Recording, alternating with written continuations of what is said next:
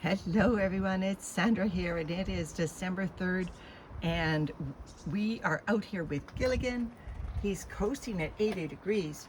You know, he went up to as high as 90 degrees with that last feeding, but look how the lid has come way down. I haven't opened it in days, so I'm going to open it up and just do a housekeeping visit. So like I said, we did a late night check on Gilligan and found the temperatures had run up to 90 degrees Fahrenheit, which is about 31 degrees Celsius, I believe.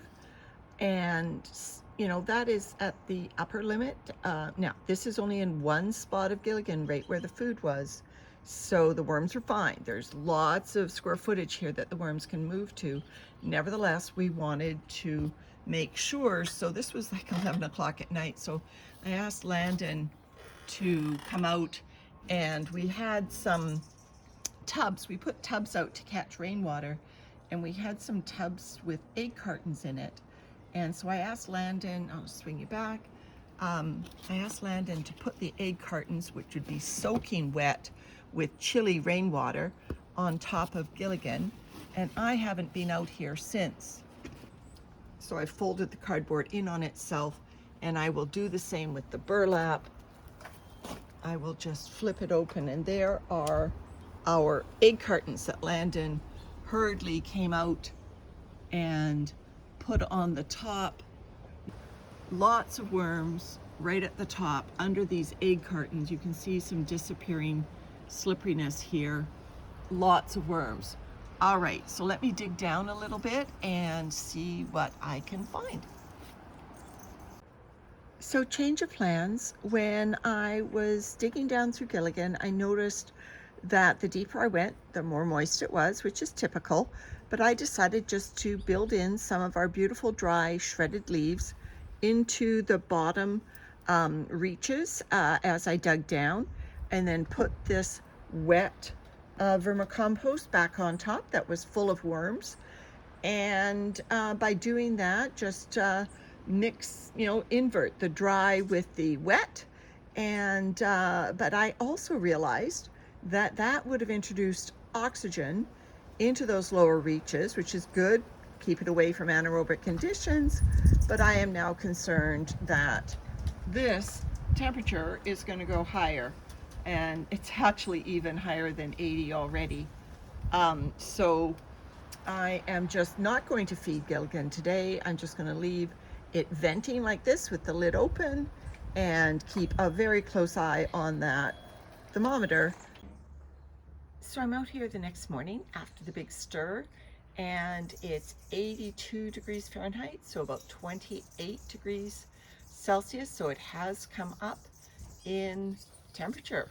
So looks like the stirring created some more heat for Gilligan. All right, it's the next day after the big stir. I'm checking in on Gilligan just a few hours after my first check-in.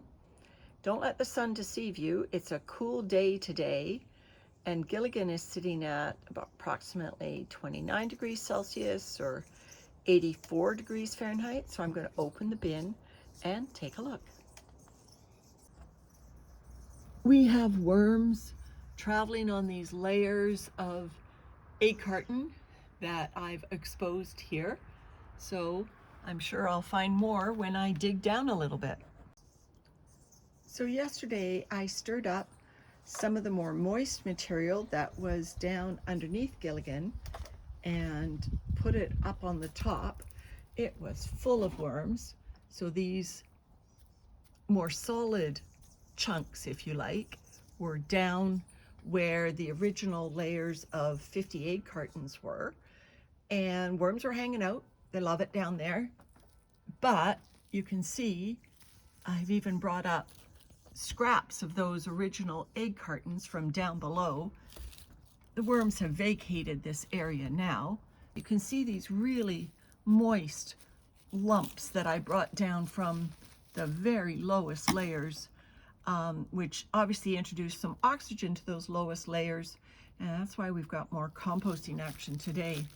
All right, let me rearrange the bedding and I'll get back to you right now. Gilligan is so full And these round lumps of old food and compost are so rolly that they have been rolling down, cascading down the front of Gilligan and landing on our patio, you know, kind of like little mini avalanches.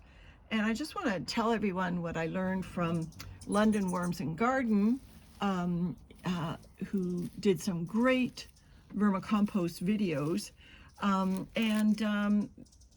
What he said is that he always has a safe place for worms to go should they escape the system. And so what we did with Gilligan here is, I'll just back up and show you. Sorry about the shadows. I shouldn't complain, it's such a sunny day.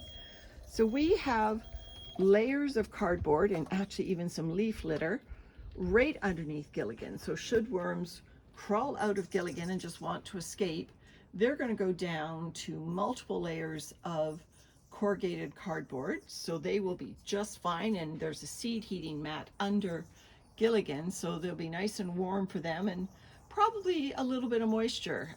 Just, you know, the rainwater that does fall down the front of Gilligan would, I assume, keep that cardboard moist enough.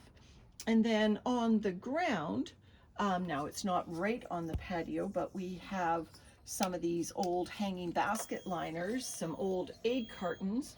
Now they look dry, but they presumably would allow worms to at least get out of the sun, and worms wouldn't have to go very far at all to come across plant containers with holes in the bottom that they could climb up into and be just fine. Surprisingly, when we emptied Gilligan the last 2 times, we didn't find any worms, any evidence of worms, castings otherwise, in the cardboard. I think we're still using the same cardboard under Gilligan, and we didn't see any evidence of worms in those sheets of cardboard, but it's there.